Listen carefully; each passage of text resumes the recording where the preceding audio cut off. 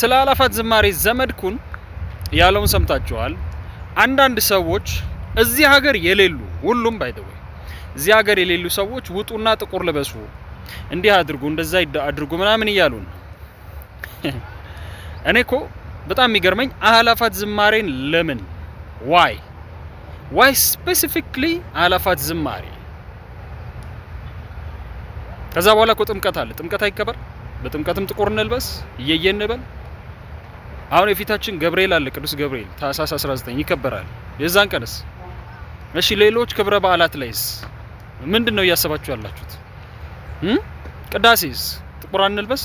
ቅዳሴ በየቀን አለ፣ በዛም ቀን ጥቁር ለብሰን እንውጣ? ወደዘት ምንድነው እያሰባችሁ ያላችሁት? ስለዚህ ስፔሲፊክሊ አላፋት ዝማሬ ላይ የቅናት መንፈስ አለ። ምክንያቱም ሌሎቹ ጉባኤዎቻችን አብዛኛው ማለት ነው የተሸፈነ ነው። አላፋት ዝማሬን መከለል አይቻል፣ መሸፈን አትችሉ። ኢትስ ሶ ግሬሽስ። እግዚአብሔር ይሄንን የምስጋና ቀን ስለሰጠና እናመሰግነዋለን። የፈለገ ከነ ኃጢያታችን ከነ ምናችን ይሄንን ቀን እግዚአብሔር ሰዎች የሚናፍቁት ኦርቶዶክሳውያን በሙሉ በአንድነት የሚናፍቁት ትልቅ ጉባኤ ተሰጠን። ሶ ዋት ምንድነው የምትሉት? ስለዚህ አላማችሁ ሌላ ነው። የቅናት መንፈስ ነው። አያችሁ፣ ሰይጣን ይቃጠላል። በዚህች ሰበብ ከመንግስት ጋር በማነካካት ይሄንን ፕሮግራም ለማደናቀፍ የተደረገ ሴራ ነው። ምንም there is no question። የቅናት መንፈስ ነው። ሰይጣን ዲያብሎስ እየሰራ ያለው በዚህ መንገድ ነው። ሰይጣን በተለያየ መንገድ ነው የሚሰራው፣ በተለያየ መንገድ። አላፋት ዝማሬ ገና ከመጀመሪያው እግዚአብሔር ሲባርከው እንዳይተዋወቅ ትልቅ እንቅፋት ነበረበት።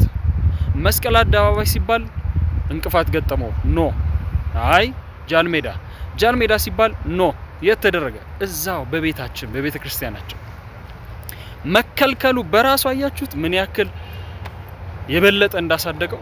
ከዛ በአመቱ ደግሞ ሁሉም ሰው የሚናፍቀው መሆን ጀመረ። ሰላም በአመቱ ሁሉም ሰው የሚናፍቀው መሆን ጀመረ። አሁን ሶስተኛ አመቱ ላይ ኤቭሪባዲ ኢዝ ቲንኪንግ ኦፍ ገና ካሁኑ የአላፋት ዝማሬ። ዘንድሮ ደግሞ መስቀል አደባባይ ነው የሚደረገው። ኢትስ አንቢሊቨብል ጋይስ። ስለዚህ ሰይጣን ይጩፍ ይበጥረቅ በተለያየ አንደበቶች እየተገዛ ብዙ ነገሮች ሊላል ብዙ ነገሮች ሊናገር ይችላል። እኛ ግን አንቀርም የፈለገ ቢሆን ማለት ግን ይህንን ስል ቤተክርስቲያናችን ችግር የለባትም እያልኩ አይደል። በየቦታው ያሉ ችግሮቻችንን በሙሉ የምንቀርፍበትን መንገድ እስከምናገኝ ድረስ የያዝነውን ነገር በስነ ስርዓት ይዘን የተፈቀደልንን መንገድ በአግባቡ ተጠቅመን ምንም አይነት ሌላ ምክንያት እንዲሰረዝብን እንዲንከለከል ሌላ ምክንያት ሳይኖርብን እግዚአብሔርን አመስግነን እኛም ህብረታችንን አጠናክረን የሚታይ ደስ የሚል የሚናፈቅ ጉባኤያችንን እንቀጥላለን። ይሄ የኔ ስሜት ነው። የእናንተስ? ሁሉም ሰው የሚኖረው የራሱ ነው። እኔ ባንቺ ስቀና እኔ የመሆን ጊዜን እያቃጠልኩ አንቺን ለመሆን ስጣጣር ነው። ስለዚህ ለዚህች አጭር እድሜ የሆነ ሰው ፕሮግረስ እያየው እንዲሆነ እያልኩ እየተደሰትኩ እየተቃጠልኩ እየተበሳጨሁ ለምን ጊዜን አጠፋዋለሁ? አንተን በመሆን ቢዚ ከሆንክ የሌላው ጉዳይ አሳስብ እና ብዙ ጊዜ ቅናት የሚመነጨው እግዚአብሔር ለቃየል ምን አለው መሰለሽ? ስለምን ቀና ስለምን ፊት ጠቆረ አለውና ምን አለው መሰለሽ? መልካም ብታደርግ ፊት ያበራል ነበር አለ። ምን ማለት ነው? አንተ መልካም ከሰራህ የሱ ሰክሰስ አያበሳጭም። ይሄ ጀነራሊ ለሁላችን ነው የተናገረው። ቃየሎች ባቤሎችም ስለበዛ ነው ለሁላችን ነው። እኔ ጓደኛዬ መኪና ሲገዛ የምናደደው እኔ መኪና ስለሌለኝ እሱ ከመግዛቱ በላይ እኔ ያለመኖር ጫና ሆኖብኝ ለምናደደው አይደል? ቢኖረኝ ግን ምንም አይመስለኝም። ስለዚህ የሱ ሰክሰስ የሚያናድደኝ እኔ ፌል ስላደረኩ። ስለዚህ መፍትሄው ምንድነው? የራሴ ላይ መስራት። መልካም ብታደርግ ፊት ያበራል። ለምን ራስ ላይ አታተኩርም? ያንተ ስኬት የሱ ስኬት እንዳያናድደ የማድረግ አቅም አለ። ስለዚህ የራስ ላይ ከራስ ጋር መወዳደር። እኔ መብለጥ ያለብኝ ራሴ አሁን ያለሁትን ሄኖክ መብለጥ ነው እቅዴ መሆን ያለበት።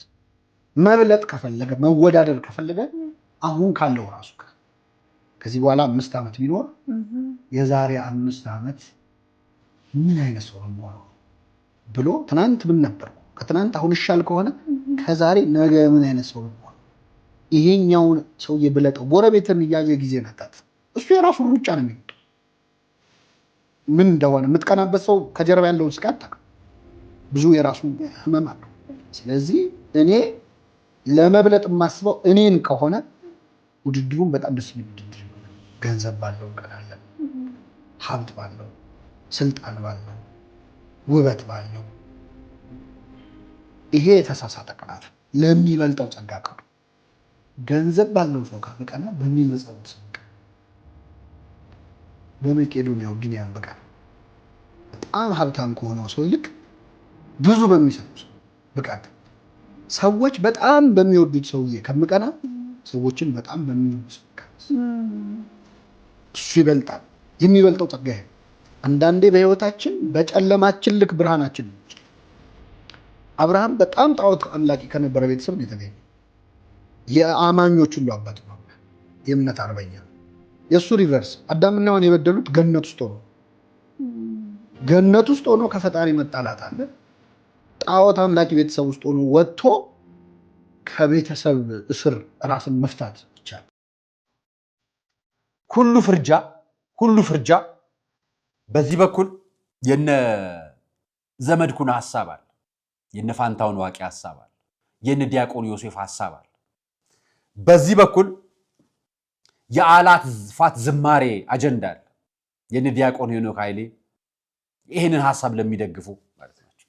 እኛ መሃል ቤት ሆነን እንንገራችሁ ለዛሬው እነ መምህር ዘመድኩን፣ እነ ፋንታውን ዋቂ፣ እነ ዲያቆን ዮሴፍ በጣም ብዙ ናቸው። እነ ቴዶ ዘሪፋኤል ውጭ ያላችሁት በብዛት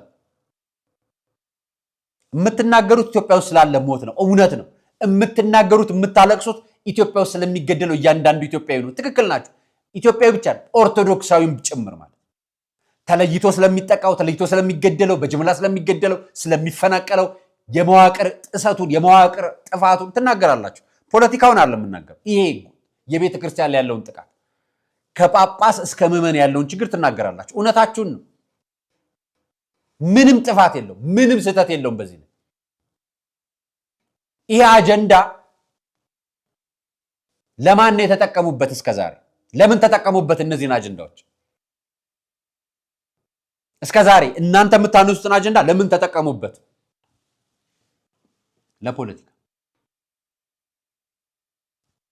እዚህ በኩል አላፋት ዝማሬ አሁን የሚከናወነው ሶስተኛው ነው። ገና ከ3 ዓመት በፊት ወለጋ ላይ ሰው ይሞታል፣ አሱሳ ላይ ሰው ሞታል፣ ሆሮ ጉሩ ላይ ሰው ሞታል፣ አሱሳ ላይ ሰው ሞታል ምላችሁ ኦርቶዶክሳዊ ሆኖ ተገድሎ ተፈናቅሎ ቤተክርስቲያን ተቃጥሎ በስቃይ የተገደለ የተሳደደም ጭምር ይሄንን አካቱበት ውስጥ አለበት።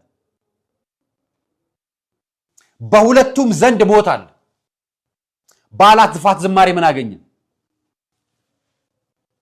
ምዕመናን የተሰበሰቡ በጣም ጥሩ። ይሄ የምሽት ክበብ ጭፈራ፣ የምሽት ማስታወቂያ፣ የገና ዋዜማ ምሽት እንትና ናይት ክለብ ዳንስ አለ፣ እንትን ቦታ ኮንሰርት አለ፣ እየቀረ ነው። ተመስገን። ጥቂትም ብትሆን ተመስገን። በጣም ብዙ እንጠብቃለን። እኛ የምንጠብቀው ንስሐ የሚገባ ስጋው ደግሞ የሚቀበል ለሰማዕትነት ራሱን ቆርጦ ለአባቶቹን አባቶቼ ልክ አይደላችሁም እንዲምሩን ብሎ የሚናገር እልፍ ምዕመንም እንፈልጋለን። ልክ ናችሁ አባቶቼ፣ በዚህ እንሄዳለን፣ ይሄ ደግሞ ስህተት ነው፣ በዚህ እንታረም የሚል እውነተኛ ምዕመን እንፈልጋለን። እያፈራ ነው ካላችሁን ገና ነው። መዘመር አለበት። ለማን ነው የሚዘመረው? ለቤተ መንግስት ነው እንደሚዘመረው አይደለም። ለፓርቲ ነው እንደሚዘመረው አይደለም። ነገር ግን በእኛ ዘማሬ ፖለቲካ የሚሰራ አካል የለም አለ። ስለዚህ ይሄንን ፖለቲካ ቀድማችሁ ስሩትና እኛ የምንዘምረው ሰላም በሆነች የሰላማዊ እንቅስቃሴ ባለባት ከተማ ብቻ ነው። በሚገደሉባት ከተማ ዘምረን አናውቅ። ወለጋ ላይ የተገደሉ አልዘመሩ። በጫካ ውስጥ ተሳደው ቤታቸው ተቃጥሎ በጫካ ውስጥ ተጥለው የዘንድሮ የአላፋት ዝማሬ ብቻ ሳይሆን ከዚህ በፊት የነበሩትም ሁለቱ የአላፋት ዝማሬ እንዲህ አይነት እንከኖችና ትችቶች ነበሩት። ነገር ግን እንደ ጌታ ፍቃድ ትችቶችን ሁሉ ተሻግሮ አልፎ ኦርቶዶክሳዊ ስርዓትን በጠበቀ መልኩ በደማቅ ሁኔታ ተከብሯል ማለት ነው። እንግዲህ አገልግሎት ነው፣ አምልኮ ነው፣ ዝማሬ ነው። የጌታችን የመድኃኒታችን ኢየሱስ ክርስቶስን የልደት በዓል ምክንያት በማድረግ የተዘጋጀ በተለይ ወጣቱ ለልደት ኤክስፖ፣ ባዛር፣ ምሽት፣ የገና ዋዜማ፣ የገና ምንትሶ የተባለ በጭፈራ ቤት፣ በዳንስ፣ በመጠጥ፣ በስካር ሆኖ እንዳያሳልፍ የታቀደ የተሰራ መልካም ስራ ነው። ይህንን አለማድነቅ አይቻልም፣ አለመካፈልም አይቻልም። እንግዲህ ሁላችንም በዚህ ጊዜ የምንካፈልበት መልካም ጊዜ ይሆናል ብዬ አስባለሁ። ስለዚህ የተቀደሙትም ሲካሄዱ ሁለቶቹም ትችት ነበረባቸው። ለምን በመስቀል አደባባይ አልተከበረም? መስቀል አደባባይ የራሳችን እያለ ግን መስቀል አደባባይን ለማስረሳት ነው የሚሉ ነገሮች ተነስተው ነበር። መስቀል አደባባይን እንንተን ወረሱት፣ ተወሰደ፣ ለኛ አልተሰጠም የሚሉ በተለያዩ ሰዎች ትችት ነበረው። የዘንድሮም በዛ መልኩ ነው ያለው። የአእላፋት ዝማሬ ፕሮግራም እንዳይካሄድ የቁም የመልእክት ለተዋሕዶ ልጆች ነው እንዴ? ምንድን ነው የሚቆመው? ምስጋና፣ እግዚአብሔርን ማክበር፣ ማወደስ፣ ጸሎት እኮ ነው መዝሙር። መሰባሰባችን እኮ ትልቅ ነገር ነው። ደስ ይላል። ተዋሕዶ ሃይማኖታችን ታብብ እንጂ ወደ ታች ሊቆረቁሯት ሲፈልጉ አለን ብለን መውጣት ነው እንጂ የምን መደባበቅ ነው? ይሄ ሆኖ ሳለ ግን የተዋሕዶ ልጆች ስንሰበሰብ በአሁን ሰዓት በአርሲ የተገደሉ ስላሉ ወገኖቻችን ድምፃቸው የምናሰማበት መንገድ ይሄ ነው። የተገደሉት ወገኖቻችን ካህናት አባቶቻችን በወለጋ ተገለው ሬሳቸው እኮ አልተገኘም ነው የተባለው። ይሄ አይቆጨንም ወይ? በእውነት በትውልዳችን ይሄ ሲፈጸም ምን እየሰራን ነበረ? እኛ ጥቁር ለበሰ፣ ቀይ ለበሰ፣ ነጭ ለበሰ እያል ስንነታረክ የቤተ ክርስቲያን ቤተ ክህነት ምንድን ነው ያለው? በዘላቂነት ይሄ ነገር እንዲፈታ ምን እየሰራን ነው? በእውነት በአንድነት ተሰባስበን ኃይላችንን አንድ አድርገን ሞታችንን እንዴት እናቆማለን? የተዋሕዶ እየተደፈረች ያለው ነገር እንዴት እናስተካክላለን? መባባል ሲገባን እኛ እርስ በርስ እዚህ እንጠዛጠዛለን። ይሄን ለበስክ፣ ይሄን አደረክ እየተባባልን በዕለቱ የምናሳይበትን መንገድ መፈለግ ነው እንጂ በርቱ፣ ቀጥሉ፣ እንጠናከር፣ እንግባባ፣ አንድ እንሁን። እባካችሁ ስለ እመብርሃን እላችኋለሁ። አመሰግናለሁ። ኮሜንት አድርጉልኝ። የአእላፋት ዝማሬ ለመጀመሪያ ጊዜ በመስቀል አደባባይ ይቀርባል ተብሎ ይጠበቃል። ሁለቱን ዝግጅቶች በቦሌ መድኃኔዓለም የሚያከናውነው አእላፋት ዝማሬ በመንገድ ጥገና ምክንያት እንግዲህ በቦሌ መድኃኔዓለም ዘንድሮ ማስተናገድ እንደማይችል ነው እየተገለጸ ያለው። በዚህም ምክንያት በመስቀል አደባባይ ሊቀርብበት የሚችል ትልቅ እድል እንዳለ ነው የተገለጸው። ከዚህ በፊት ከነበሩትም የአእላፋት ዝማሬ ዝግጅቶች እጅግ በላቀ መልኩ ብዙ ተሳታፊዎች ይገኛሉ ተብሎ ነው የሚጠበቀው። እናንተስ የዘንድሮ የአእላፋት ዝማሬ ለመሳተፍ ዝግጁ ናችሁ? ይህንን ጉዳይ እንደተመለከታችሁት ሀሳብና አስተያየቶቻችሁን ኮመንት ላይ ጻፉልን። መረጃ ሌሎች እንደ ሼር ማድረጋችሁ እንዳትረሱ።